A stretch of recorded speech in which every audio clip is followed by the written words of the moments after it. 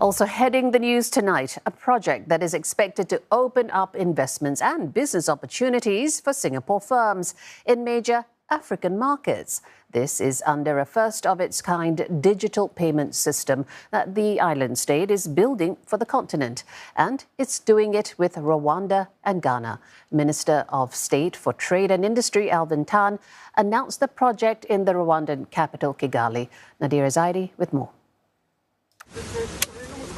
From cutting the sugarcane to fermenting, distilling, and adding flavor.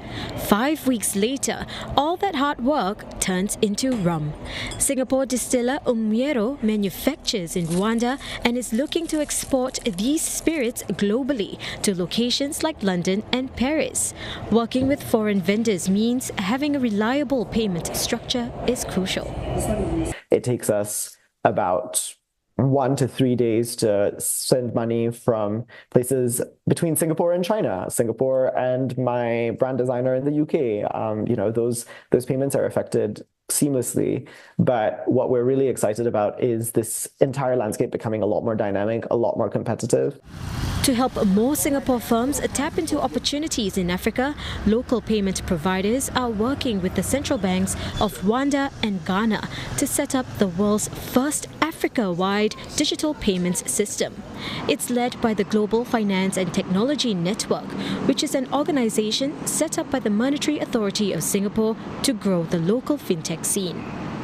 From a strategy perspective, it is important for Singapore to diversify markets, because this emerging market, especially Global South, Africa, Latin America, are going to grow in terms of their market size, in terms of revenue. So we should be right now engaging with this market so that when the growth is coming in a substantial way, we are taking part in the growth of these countries. One fintech player that's already in Africa is FOMOPay.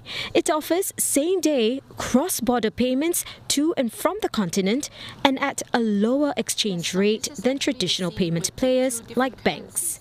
Last year, it saw tens of inquiries monthly, a jump from just 10 per quarter in 2023.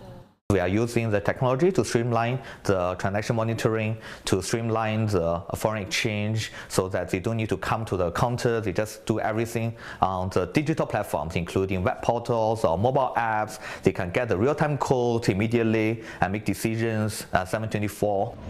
With the growing interest in African investments, GFTN says it will continue engaging with African fintech platforms to work together on digital payment policies, infrastructure, and investments.